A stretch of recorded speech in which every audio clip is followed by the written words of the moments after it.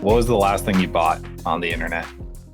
I guess the last thing I intentionally bought was a grill, a George Foreman grill, electric Nice. stand-up grill for my balcony in my downtown apartment because we can't have charcoal or propane.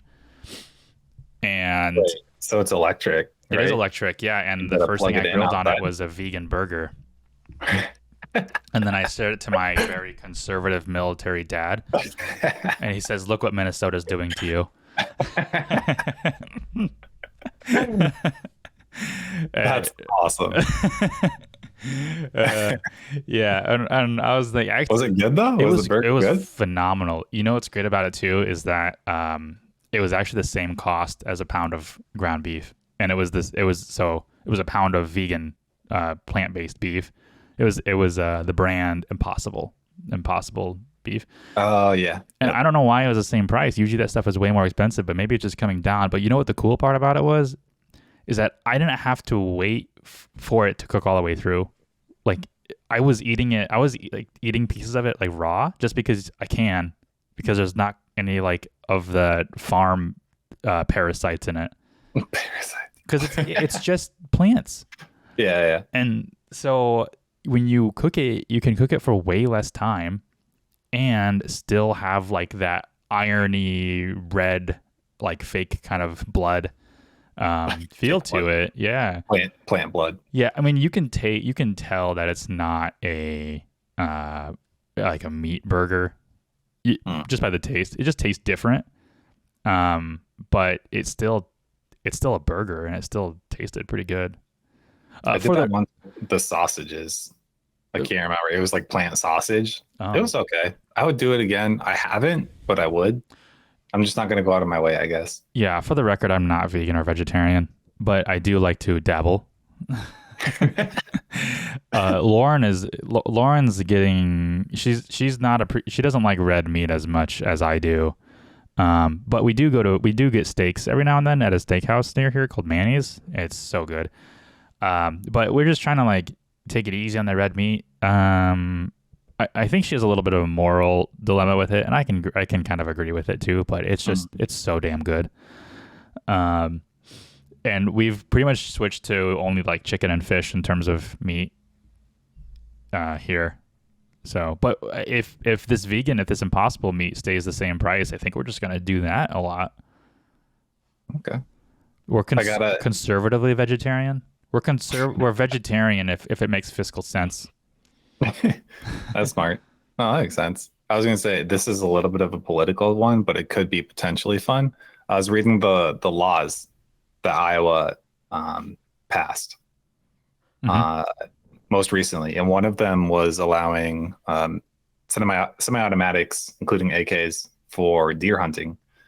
And I was just in my brain, I was imagining somebody buying like 12 tags and just massacring a herd and then just running out there and tagging them all. Well, That's how it went in my head. oh, I actually know a lot about not about this particular Iowa law, but you can. I thought you've always been able to hunt with 7.62 rounds, which is what an AK shoots. And They said expanded, I think, if I remember right.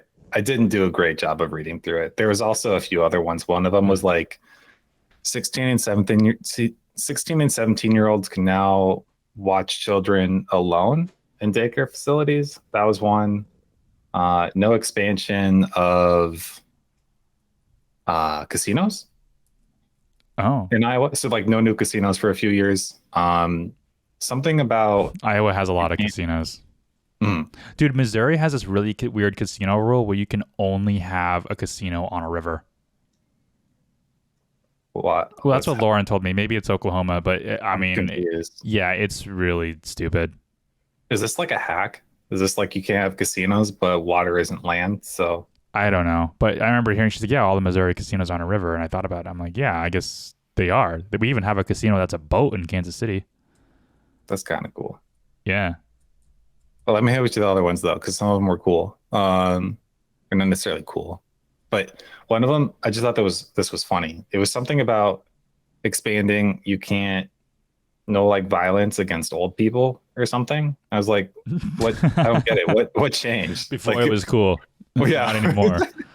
before it was fine. You could do things to them. You could hurt them. You know, But they now, had it coming. yeah, I don't know. I was scrolling through it and I thought, okay, well, Wow. Cool. All right. Well, Iowa, things be changing. yeah. Okay. Well, cool. That was our open. So welcome to episode 11 of the I'm sure Everbros there's something good podcast. in there.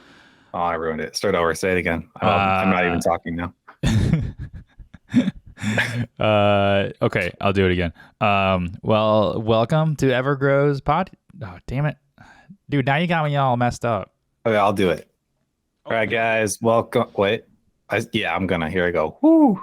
Hyped up. Okay, guys. Welcome to the Everbros podcast. This is Cody, and I am starting today for some reason. And that's all I got. And now it's Jake. I'm taking a break. Yeah. Today's episode is on chase relationships, not money. In case you didn't read the episode title, this is a really important one to us because we've kind of always had this as our business mantra, in a way.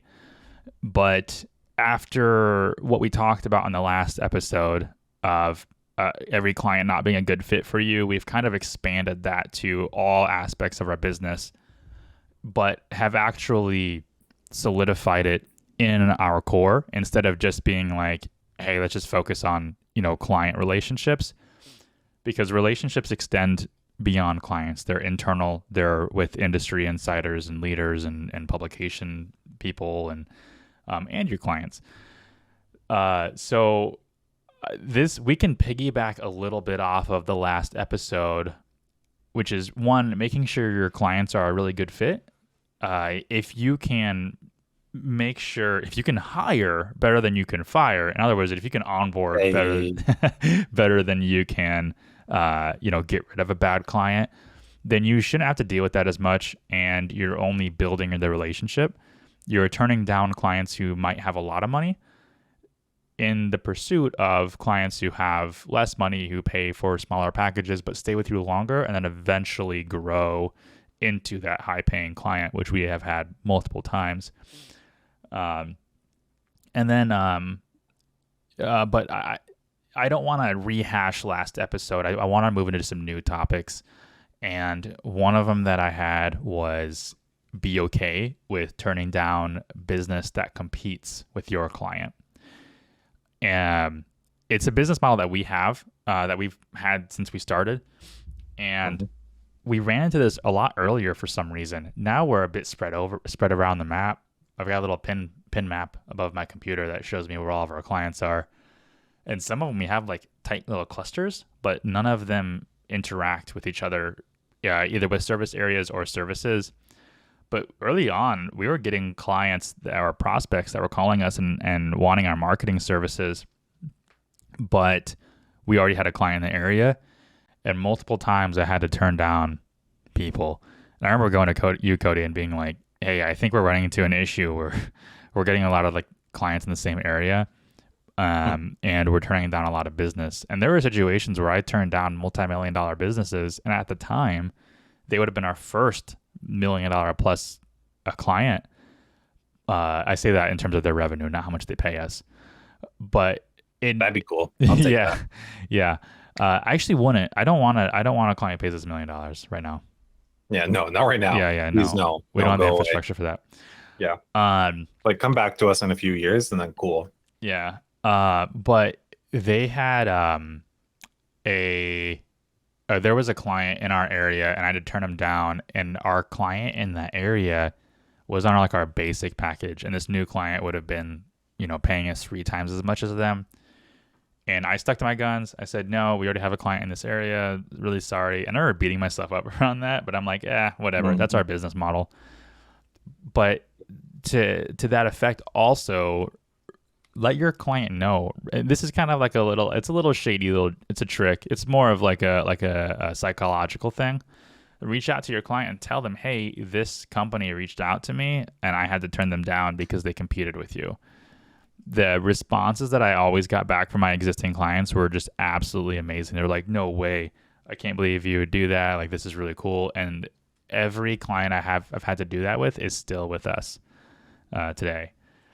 And that, who's to say that the new client, if we would have kicked our existing client off and hired this new one, which is a really shitty thing to do.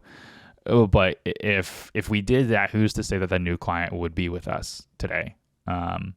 Also, we could have gotten a bad review from an existing client, like, "Hey, you're only as good as the highest payer or highest bidder in the area." So, really try to chase those relationships with your existing clients and build that, because it will snowball. Yeah, I'm a bigger fan of less and steady money is better than big and volatile. If you can eventually, like when we're bigger, swing both, cool. But with where we're at too, it's a very nice place to put and position your business when you have a solid baseline of solid relationships, and as a consequence, steady income. And then you're better equipped to go after the bigger fish. I would rather a small client pay me $10,000 over the course of a year than a client pay us $10,000 a month and us not have the infrastructure to support that. Because when you chase relationships, that money that you would have gotten immediately from a bigger client, you will get over time, and that client will snowball, and not just snowball in their own services as they grow, but send you referral traffic, and that referral traffic is technically income that client provided you because they referred them to you. And like in our last episode, if you get referral traffic from one of your existing good clients, then they should be, also another good client. Dude, I feel like I've said client like 100 times in the last 6 minutes. That's like I'm going to trademark that word. Client. You just got to say it enough so it loses meaning. I don't like saying customer. It makes me feel like they're a Walmart shopper. Customer. Well, when we worked at Mud, I called people who did direct mail, I called them customers, and the people who are the agency accounts, I called them clients, because customer to me sounds transactional, whereas like a client is like more of a partner. Yeah. Yeah. We could be like Target and we could call them all guests. Is that what they do? Yeah. Well, I don't go to Target. Really. I think I go to Macy's Target does it when too. I'm dragged to Target with Jenny. Otherwise, yeah. Who wants to shop at Target? Why would you want to pay 30% more for the same products when you can just go to Walmart? I have this. We always say this thing. You pay a 30% premium at Target to avoid the poor. That's terrible. Yeah, well, that's why I don't shop at Target, because I don't care. Like, I would rather be fiscally responsible and go to Walmart. Dude, I'm the biggest supporter, especially of Iowa City Walmart. People rip on it for exactly what you said, and I'm like, everything's fresh always, because everything goes out right away, so you never have to check expiration dates, because everything is always as fresh as it possibly can be. Wait, where is this? Iowa City Walmart. Oh yeah. Well, I do go to Target sometimes for their produce, because their produce is West St. Paul Walmart is a trash can. Like, it is so bad. They're always out of stock. I don't know who does their purchasing, but it is awful. A monkey with two left hands could do their purchasing better. Okay, so hold on. Break it down. Where do you get your groceries? Do you get them all at one place, or do you have to split up your grocery shopping? No way, man. I go to Walmart. If I had to split up my grocery shopping, I'm not going grocery shopping. I'm just going to go out to eat. Yeah, we get all of our stuff at Walmart, and we drive to a next town over just because the Walmart's better and better stocked. But sometimes we do have to split it up, and we have to go to Target when like Walmart doesn't have any avocados or they're out of potatoes. Then we go to the Target Supercenter next door, which is handy. It's literally next door, so that's handy. But other than that, we stay away from, like, if you pay like 50 cents for an avocado at Walmart, you pay like $1.20 at Target. It's stupid. That's mean. It's very mean. Yeah, they know what they're doing. It's a racket. But I will say this though: every time we go to Target, their produce is like beautiful. And like sometimes when we go to Walmart, there's like moldy produce. Yeah, yeah, no, that's fair. But I learned that Walmart carries ambrosia apples, which are the best. So other places just don't carry them, and I can't bank on anywhere else to have them. Yeah. So Yeah. I'm not a big apple person. I am with peanut butter though. Granny Smith apples and peanut butter. It's so good. I don't know the last time I had a Granny Smith. Mm, we should change that. Do you use an apple slicer or do you just cut your apples? Or do you just eat it I like just a got them. or Sometimes I eat them. he just It eats depends them on the like a day. Like if I'm savage, feeling just bite into wild, an apple. yeah. If it's a crazy day, I just go there. I still wash it off. Like I'm totally crazy. I'm like rinse it off and then yeah, just eat at it. But Mm, mm. Yeah. No, I like to slice them because then you can dip them in peanut butter. I've And I never done also, when I eat, I have this gap in the front of my teeth, and when I eat, like apple skin gets cut or gets stuck in there, and it's annoying. So that's why it's better to just slice them for me. that. But applesauce is gross. I think if you slice apples anymore and it turns into applesauce, then don't do that. I like applesauce. I'm cool with it. But the natural stuff where they don't have any added sugar, I know I'm supposed to like it, but I don't. And I'm thinking about apple pie. I love apple pie. No, yeah, apple pie That has rocks. applesauce in it. I never thought of it that way. Okay. Back to the podcast. Back to Yeah. So I'm glad I relationships. wrote notes because now I know where I'm at. So we. Yeah, what'd you have next? What did I mean? You're bulleted, right? You got the bullets. I do have the bullets. Next bullet. The next bullet is it's okay to refuse business if it preserves a relationship or if you could potentially see something not performing well. So the two ends of the spectrum here. We'll talk about the latter. We've had situations where people weren't necessarily in our industry or weren't didn't have the business model we were used to. So right now we're just doing local service based businesses, primarily landscaping and lawn care. We've had other people approach us with different businesses within the same industry. So still the landscaping and lawn care industry, but slightly different. The one that approached us, they had an app, and the app allowed a business person or a landscaper or a lawn care provider to upload basically their fuel receipts for their lawn equipment. So anything that wasn't on the road fuel, they got a tax credit for it. And it would save landscaping and lawn care business owners like tens of thousands of dollars a year. And it would spit out the reports they would need for their CPA and everything like that. But this thing had a subscription to it. And I remember, so we got on a call with this guy and we were like, hey, yeah, let's talk about this business model. Let's see if our services would be feasible for you. This goes into our last episode of, hey, vet your potential clients and see if they're a good fit. Basically his app, I think it was like $5 a month or something like that. It was kind of cheap. And then but you had to pay yearly. So you had to pay like $60 total and you were locked into that. And I remember asking the question, I was like, hey, what's stopping me from just downloading the app in December, paying $60 and then canceling it? And he's like, I guess nothing.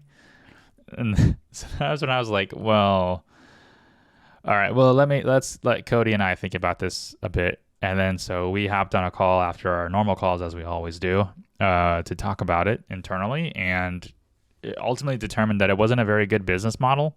It feels kind of weird at first grading somebody else's business that you're not in, but from a marketing standpoint, which is how we looked at it, was if we provide you the services that we provide our other clients, do we think you will be profitable given what you pay us? And the answer was no. So if we would have to grow, if he paid us $600 a month at the time, which was our pricing, we would have to give him back like 60 clients or 60 new subscribers a month just to break even a month. And at the end of the year, you're talking like 750 new users to the app. Um, and that's not even profitable. So we just decided to not do that. And so we went back to him and we're like, hey, because he was a CPA, so in like his day job or something, and we're like, hey, look, we don't want to promote just this app that you have. We would rather promote you as a industry CPA for landscaping and lawn care business owners. So this is a service that we would promote with you as the brand, and that's what we'd be comfortable with doing. And if you don't want to do that, then I don't think we're going to be a good fit. And ultimately, he didn't want to do that. So that's one of those things where we're like, yeah, I'm glad we did that because we wouldn't have been successful, and it would have been a bad relationship. Yeah, I think there's I don't want to say you can't work with people with different beliefs and philosophies, because that's just entirely not true. You totally can. Um, when so a little bit more on this situation, I would describe this guy, and I think he wasn't even solo. I think he had a partner, or at Yeah, I least one think you partner, did. something like that. But as we grilled him more about the finances, you could tell his mindset was very Silicon Valley. Build it and flip it is probably the simplest way to describe it. And we are the opposite of build it and flip it. We like you need to. We think you need to make money along the way, and if you want to have a sustainable business, then you need to operate uh, with that business model. So if that's what you're thinking, or that's how you,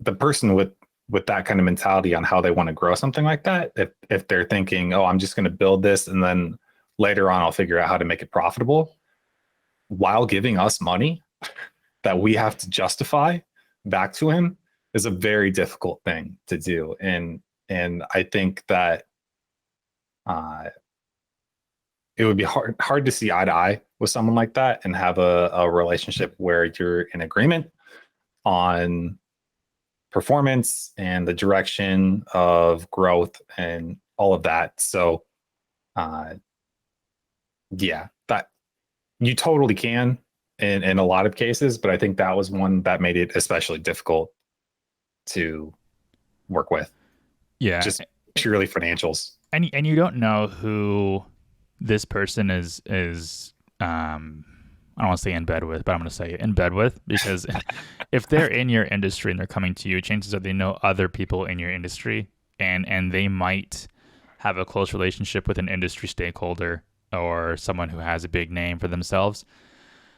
And if you do accept that and it goes south, then that negativity is only going to reflect on your business for that much longer. Where if you just declined the work and said, no, I don't want to handle this, then it ends there. It stops there. Um, we actually had that with that one client that we were talking about in the last episode, which was he had what we would call a pretty big industry following in some of the groups that he was in. And I was like, hey, this could be really bad for us if we fire him, because then he's going to be able to go back to all of his other industry friends and you know, badmouth us or say that we're not, you know, a good agency and that we would do this.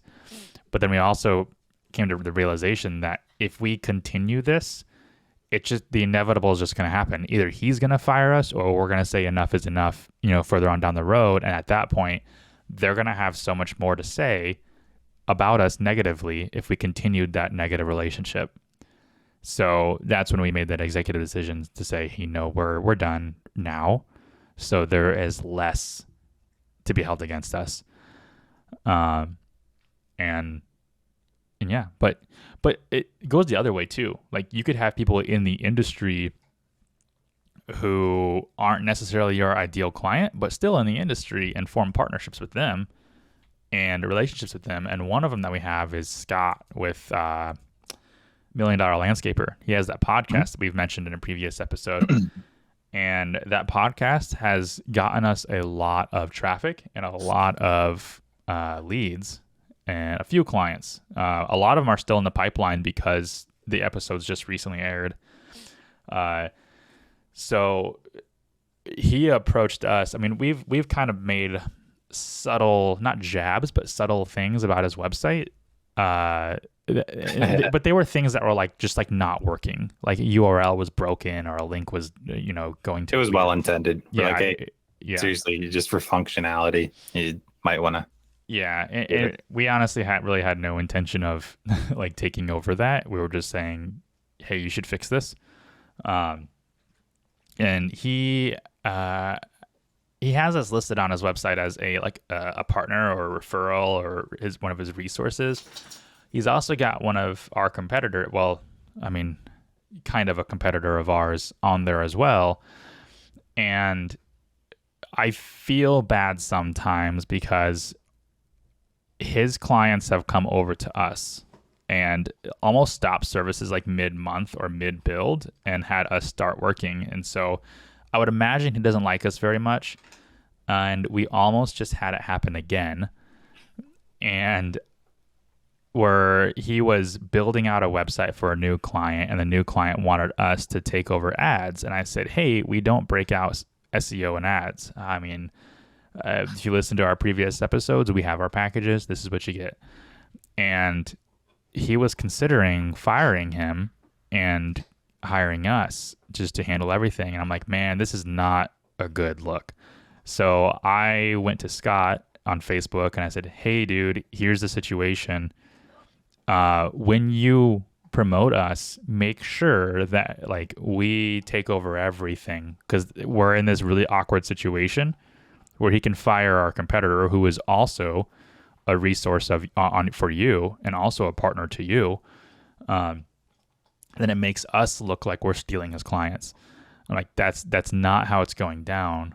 Fortunately, that client actually did go with our competitor fully, which I'm kind of happy for. But he goes, yeah, no, he's like, no worries. I do try to communicate this. Some guys just don't listen. But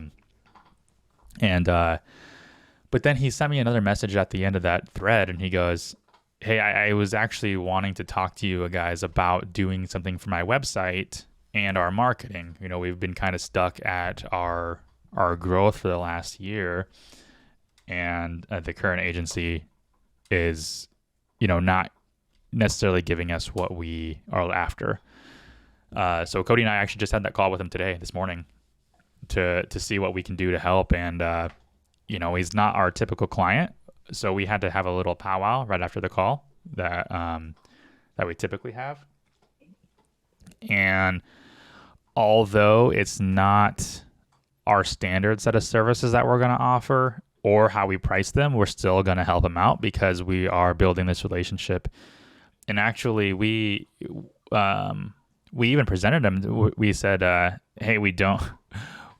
If we take you on as like a traditional client, we risk losing the relationship, because if things go south or they're not, I mean, it's not what we're used to marketing or what we're used to doing. So if we don't produce the results that he needs, then the relationship can go sour, and suddenly we're not a partner, or we're not on the podcast anymore.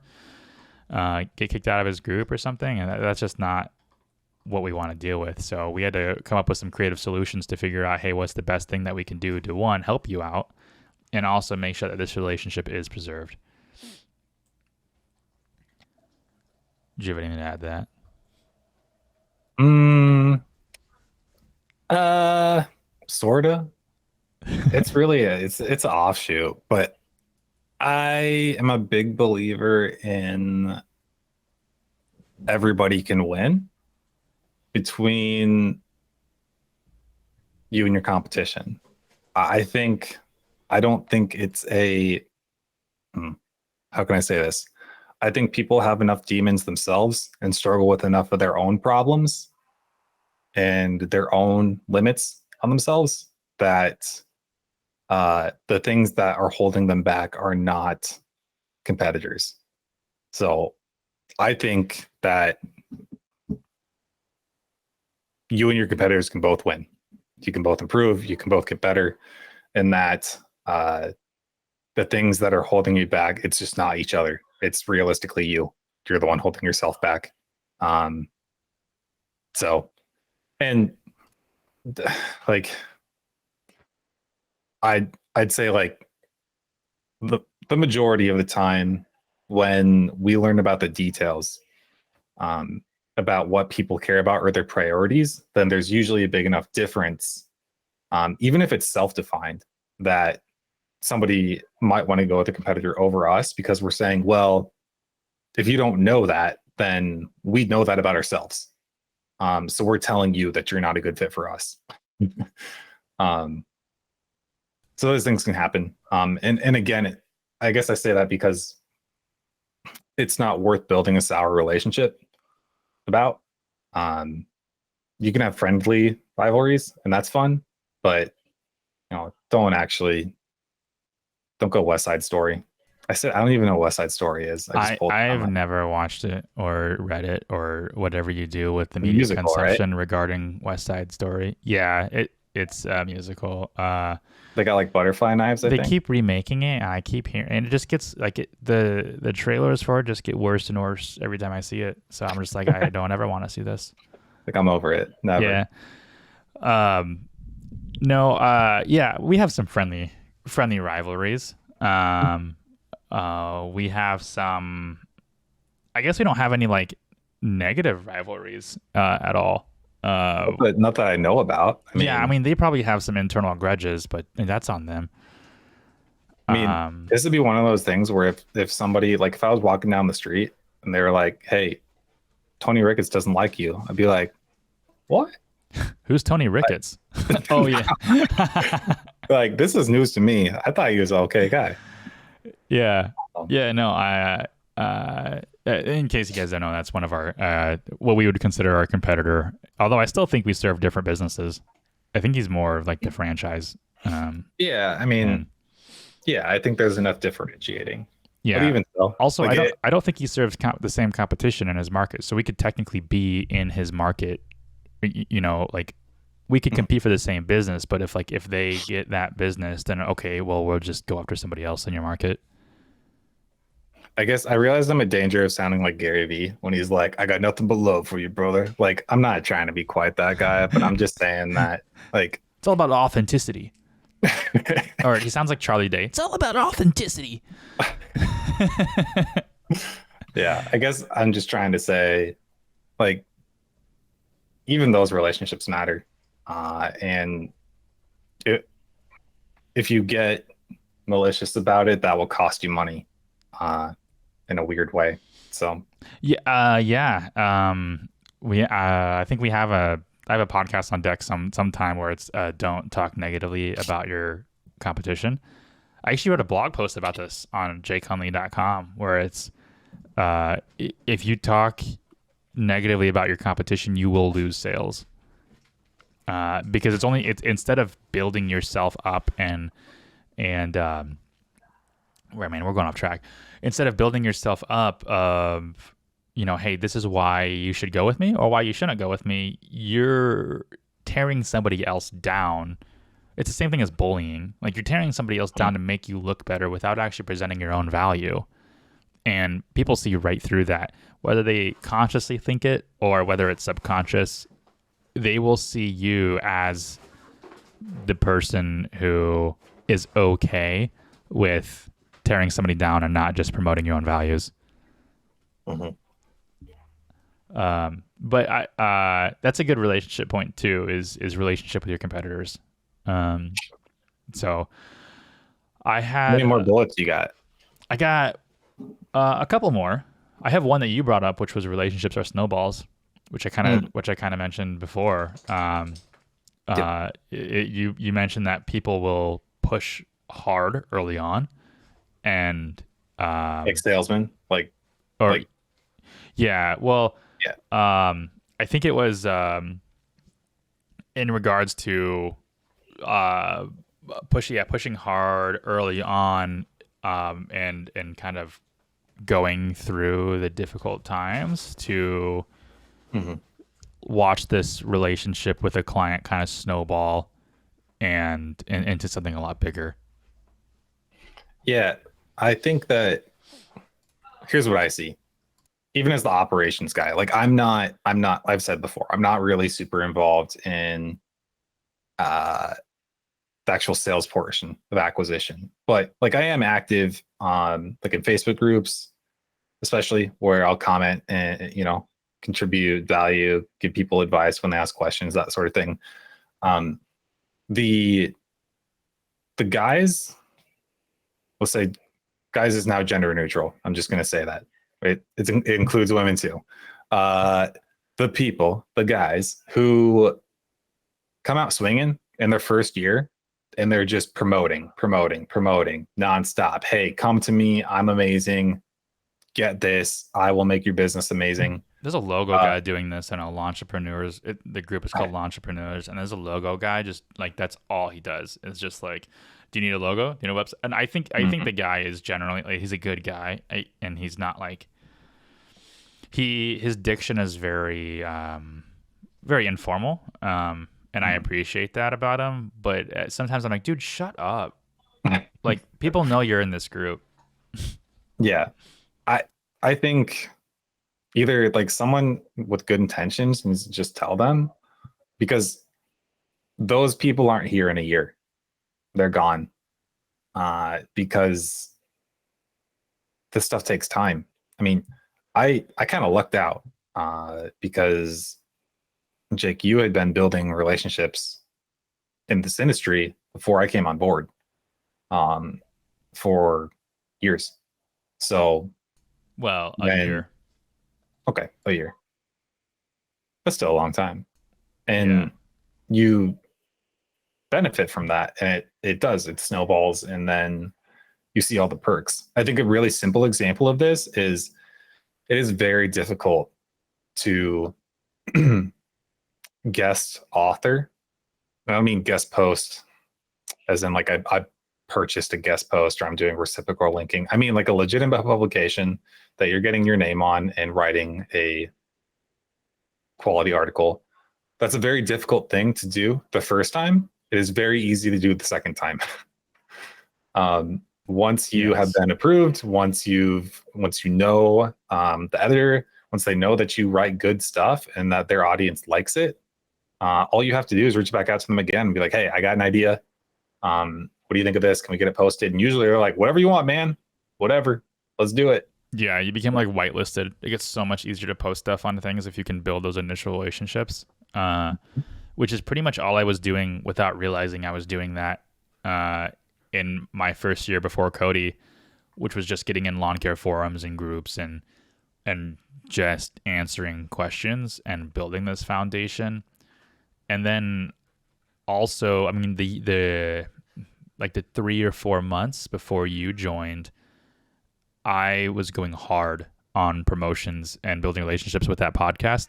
The guy who had that podcast for lawn care business owners, and then also writing articles for Turf Magazine and Green Industry Pros, who didn't publish those until after we partnered together. But they received them and they accepted them prior to you coming on. And I just remember being deathly afraid of bringing you on and then not being able to supply the leads. Because I'm like, oh, this is up to me now to actually bring in clients. And that all paid off. And we have never questioned where the next lead was going to come from because that foundation was built over a year.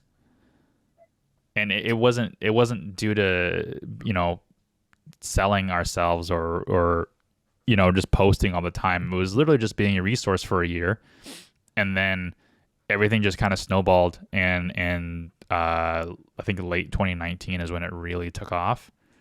And then 2020 we saw another big growth. And then 2021 was probably our biggest growth spurt so far. Mm-hmm. But Yep. I had you brought this next one up, which is internal relationships. So relationships with your employees or your team or your business partner can also be better than just chasing money and profit. And this does tie into our last episode about, firing high-paying clients if they're difficult to deal with. Because I'm getting a client call. That's okay. The podcast is more important. But chasing internal relationships can be, or not chasing, but making sure that your internal relationships are solid. Oh, actually, we have to wait because this is pulling in my audio from the desktop. Oh, okay. I gotta wait. We're on pause. Boo doo doo boo boo. Okay, it ended. All right. I want to back up. So this next one actually you brought up again. That's a twofer. You're about to hit a turkey if you get one more. Usually I'm just the hype man, but I'm coming with topics today. Yeah. So sorry, that was delayed about the turkey. No, that was good. Yeah, thank you. I actually just used that reference with Lauren the other day, and she goes, "What is a turkey?" So you say get out? What? You tell her to get out? You're like, get out. Right I said it's a bowling reference. I just explained it. Yeah, so chasing relationships or nurturing relationships internally with your internal team is oftentimes better than chasing anything for monetary gain.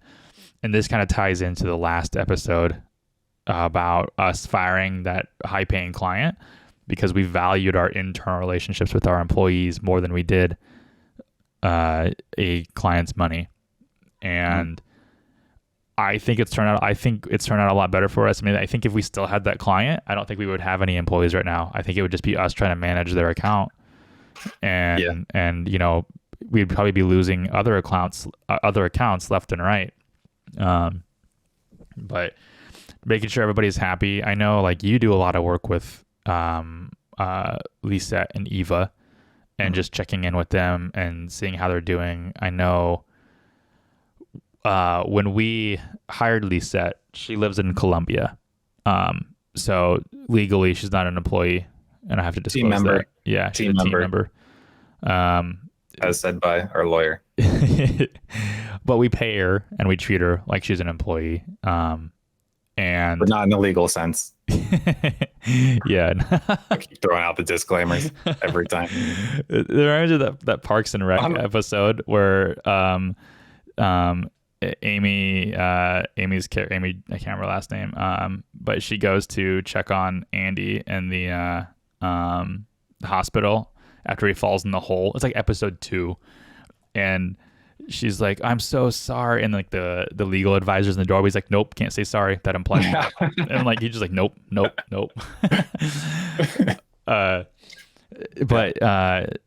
Yeah, so there was a whole lot of loopholes that we had to go through to pay her and do everything legally and clean.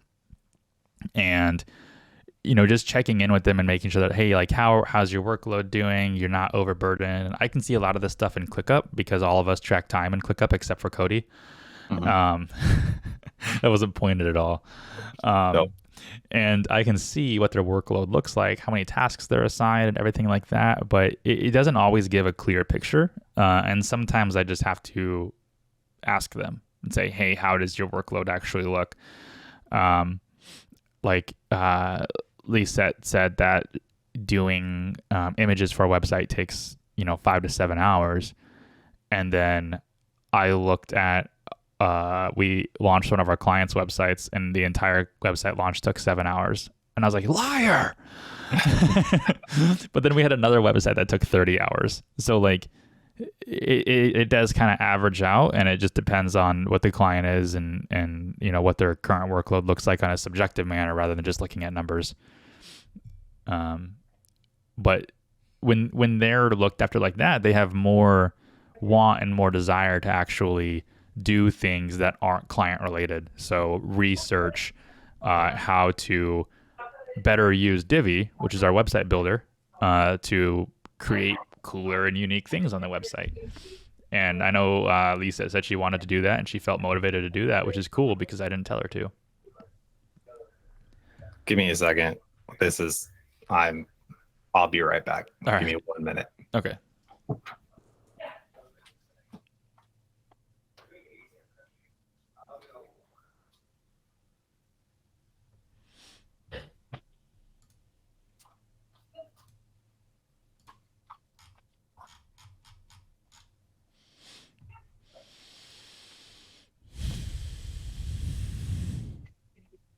Is So that well, Jenny? Is that Jenny? Was she being loud? you can hear, Did you slap her around a little bit? yeah, a little bit. Yep. Just I think I think the only person I can think of louder than like the Llewellyn men is that's sorry, Jenny's family is Yeah. probably my dad, like on a golf course when you're at a hole like 5 and he's at 9, and then there's just a really dumb joke. He's like, you know, that's after like 3 beers or something. Anyway, um, So yeah, I was talking about internal. Lisa is happy. mhm. Yeah. In my brain, here's how I split things: is that I'm the operations dude, Jake. Well, we position it CEO, but a major part of his is like client relationships and sales. So I know that you've got um, client relationships under control. Really, for the most part, with me, it's like, especially billing is number one thing where I'm communicating with clients, or like, I mean, obviously ads and then just the occasional one off things. But my main focus is internal. And just a simple example, the other day, Jenny asked me if I messaged the minions and talked to them about not work stuff. And like, yeah, we talk about lots of stuff. It's not all just strictly work. And she said, like, I can't remember what she gave her opinion, but like some people might see that as unprofessional or something like that. And I said, I think that's what make people like their jobs. Like, if you keep things strictly business all the time, especially with a remote job, uh, you lose the fun, you lose the culture. You already have to make a conscious effort in a remote environment to make things more fun. Yeah, you're not working with people anymore. You're just working with like employee number 4. Mhm. Yeah. So if you don't do those sorts of things, and then so the other one I'd throw out too is when we even first partnered up, our lawyer said to make a point to meet up together once a month. And some months we miss that, and sometimes we meet up more than that, but we still do that too, just to make sure that, especially when you're owners, um, you want to make sure that you're on the same page. Um, it really, people will say it all the time. It really is similar to a marriage. You just want to do like these check-ins and be like, hey, are your priorities still my priorities? Are we going in the right ways? Are we thinking the same ways? Are our projections where we want them to be? And are your life priorities still the same, or have they changed? And how can I accommodate them? That sort of thing. Like, really, just open communication is really important at that upper level, because if you don't do that, you get blindsided later, just like you do with a marriage, where you're like, who are you? Where did this come from? Why did you change? Like, Yeah, you, I mean, we brought this marriage concept up. Like Cody and I are very much like a married couple, especially in business. But you've kind of, when we've talked situations where there were certain times where like I'd still be working full time and Cody's doing this full time. And I remember saying to you, like, hey, I'm okay if I give you a larger chunk of the profit percentage, and more pay. But there were situations where that was reversed, where you were still working part-time, but also going to school full-time, and you had less hours to work on the business than I did, even though I was working full-time, and you offered that to me. And I was like, no, I'm not in this partnership to gauge how much effort or how much output we get based on how much input each of us produces. I partnered with you because I wanted your skills and your assets, and well, we didn't have any assets, but I wanted your skills and I wanted your knowledge um, in the business. I I didn't I don't care about your labor hours Hmm. that you're going to put in the business. And then when you took on this full time, and then I continued full time working, you reciprocated that, and you were like, no, even though you're still only putting in 15, 20 hours a week in the business and I'm doing 40, 50, um, I still want to split things 50. And it makes things a lot easier. It makes the trust a lot better. You know, I'd be almost willing to guarantee that as soon as I start doing Evergrow full time and drop the full time gig, I will put more hours in than Cody. Will it be impactful hours? Probably not. Um, but I will go hard. I don't doubt it. Yeah. And but yeah, Yeah. This is a personal belief that I have. Um, but I do like I deeply believe it. I think that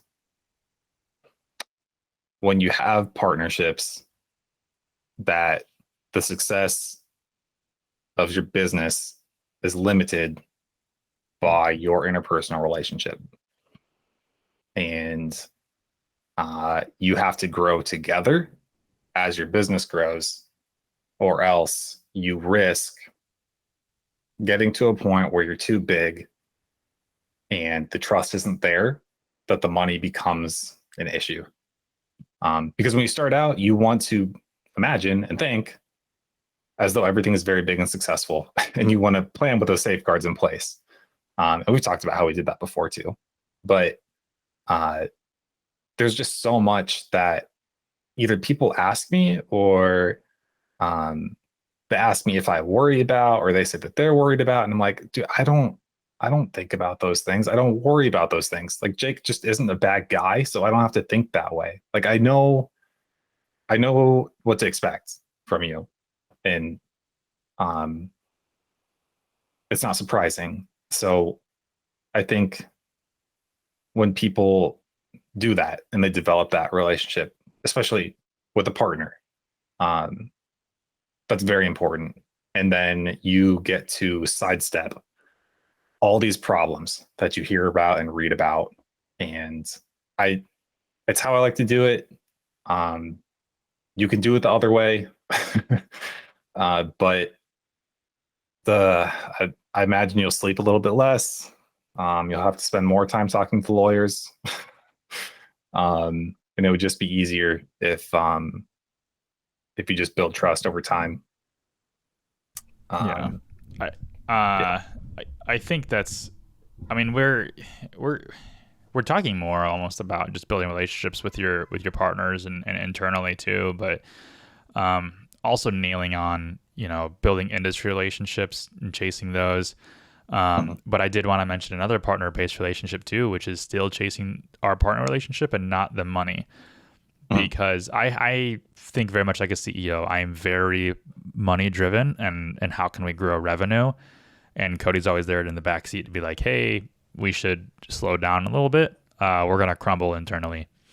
And this is a lot of the reasons why we say no to certain clients. We've said no to um, multi million dollar franchisees and franchises just because we didn't have the infrastructure to set in place, because the scope of work were more in line with Cody's capabilities, and he wasn't comfortable doing that. And even though like I'm not the one handling certain aspects of that account, Cody, I have to also respect Cody's capabilities and his time and his effort. And ultimately, as the CEO, it does come down to me, whether or not we take on the client or not. But we have taken on and refused 100% in agreement on every one of our clients that we currently have. Um, and we've met in the middle on some, and we've I've listened to Cody and we've turned down clients because one of us wasn't going to be happy. And you have Jenny's dad, which we're talking about possibly doing something with, and there's certain aspects of this that I'm not comfortable with and certain aspects that Cody's not comfortable with. So we're thinking of something to meet in the middle, and we'll talk to him, but we're just being open and honest with that with some of these client acquisitions and partnerships. The last one I have, I'll wrap this up because I got to take Faye out because I think she's going to pee on my carpet. But the last one I have is be careful who you build relationships with. So building relationships is a good thing, but you can build relationships with the wrong people. And by that, I mean people who have a negative influence on the industry or could have a negative influence on the industry. And you being associated with that person isn't a good look. I almost ran into this issue before Cody came on board. There was another marketer who had a deeper foothold in the industry than I did. They were probably in the game a couple of years longer than me. They no longer are now. And I wanted to kind of leverage their audience. And they even had this like really terrible magazine that they thought was a good idea. And so I even wrote a little article in there for them. And after just seeing some of the reviews and some of their work, I was just like, I don't want to be a part of this at all. I don't, it's not going to be a good fit. And there's other businesses out there who do complementary services to you that aren't necessarily, your services, but you could profit off of. There was a sign, a local or a sign guy, that also did, I think, some postcards and like door-to-door hangers, and we talked about partnering up initially, but then I saw on Facebook he was kind of a loose cannon, and I just thought, this isn't a partnership that I want. I could see it going south. If he's a loose cannon to other people, he can be a loose cannon with me. But also he got a lot of negativity about a year after I made the decision not to partner up. And that's what is the biggest thing is if you're new to the industry, be careful who you partner up with. Focus on yourself first before you look at industry partnerships, and then partner with people who have a really positive influence if you can, and who have a good following versus other people who are at your level. I don't think you should partner with people at your level or below it. Personally, only go up. Yeah, only go up. And at Scott, for instance, at $1 Million Landscaper, I think in terms of the industry and his audience, it's above our level. He's got a bigger reach than we do. And so that was good for us. But then we have skills that he doesn't. So in his eyes, we're at a higher level in terms of marketing. So he partnered with us. And I don't want you to misconstrue that and think that, someone's at a higher level than me because they just offer a different service. He still offers marketing help and coaches and things like that, but we're just there to supplement it. But yeah, that's pretty much all I have to say. Be careful who you partner with. That's good. Cool. All right. Well, we'll sum it up here. So again, chase relationships, not money. The first point is make sure your clients are going to be a good fit. Make sure that relationship is going to be lasting and it's not a short-term thing for a quick monetary gain. Those will snowball. They'll grow their revenue with you, or they'll grow their spend with you, and they can refer clients to you. So make sure you chase that. Don't be afraid to turn away clients that are turn away prospects that are in your client's area, and then let your client know that you turned away a prospect because they would be competing with them. That really builds that relationship. Even if that oncoming prospect has a much higher budget, just be a good person. That's what it comes down to. Make sure to build industry relationships. So people that aren't necessarily your client, but are in the industry. So this could be someone who owns a podcast or who has a podcast or who offers courses and training in your industry or other services that you don't offer, and just build good relationships with them. One that Cody said that I like that I'm going to add in here is don't build or breed negative relationships with competitors. In fact, build positive relationships with competitors if you can. You don't have to be a referral source, but you can be if you find that maybe someone isn't a good fit for you, but you can at least give them someone you can refer to. That way it doesn't seem like, sorry, I don't know what to do for you. And I've done that a few times as well. Next one, our relationships are like snowballs.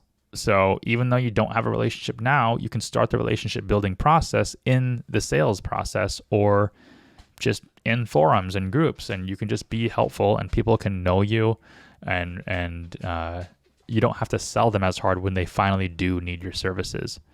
That relationship is already built. I have guys who message me all the time from groups to ask me questions about their marketing, and I answer them. I don't sugarcoat anything. I don't hide anything. I don't tell them they should pay for our services. I just tell them. That way, when they finally are ready to hire me, that relationship is already there.